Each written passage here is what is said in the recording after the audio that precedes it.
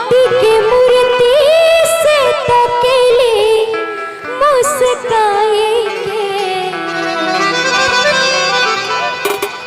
हो माटी की मूर्ति से तकेली मुस्काए के। और क्या कि गजब रूप सुहावन लागे दुर्गा माई के, कि गजब रूप सुहावन लागे दुर्गा माई के। और सभी कोई मिलकर तालियों का साथ देंगे इस भजन में, बिल्कुल कंजूसी नहीं होनी चाहिए, ठीक है ना? बोल दे सच्चे दरबार की, शेरों वाली मैया की। बहुत कंजूसी हो रही है लेकिन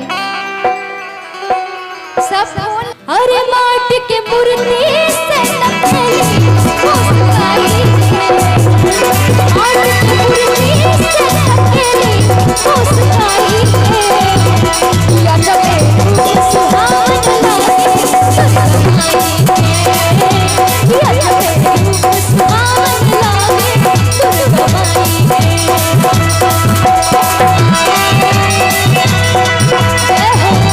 क्या बात है, तालियों का साथ दीजिए।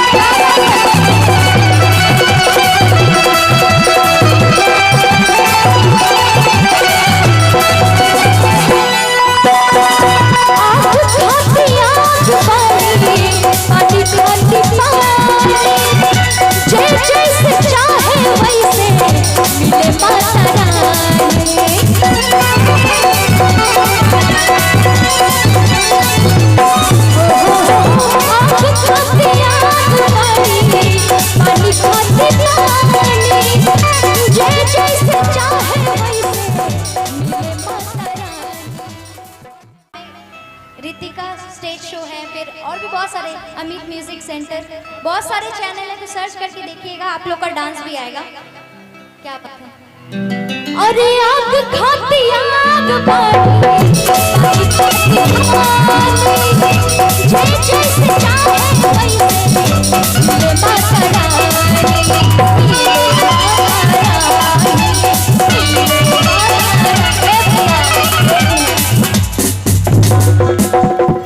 ये कौन सा डांस हुआ? सिर्फ ताली बजा रहे हैं, ये डांस हुआ? मैं तो नाच भी रही हूँ थोड़ा बहुत, आप लोग तो बस ताली, बैठ के भी तो वही बजा रहे थे। खड़े हो गए तो थोड़ा साइड पर, एक हाथ कैसे डांस करना मैं सिखा रही हूँ। एक हाथ कमर पर रखिए सभी मिलके, जितनी भी हमारी माता बहन हैं, शर्माना नहीं है किसी को भी, ठीक है ना? एक हाथ कमर पर रखिए, रखिए भाई, फिर मैं आऊंगी कि नहीं आऊंगी क्या पता, आज ही सभी प्यार बांट दीजिए मुझे, ठीक है ना? एक हाथ कमर पर रखिए सभी मिलके, और मैं भी ठुमका लगाऊंगी सभी के साथ मिलके, ठीक है?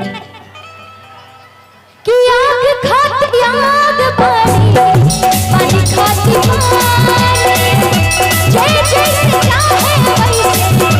मेरे माता रानी, मेरे माता रानी, मेरे माता रानी। आग खाती आग बाड़ी, पानी खाती पानी, ताली का साथ दे, जैसे चाहे वैसे मेरे माता रानी।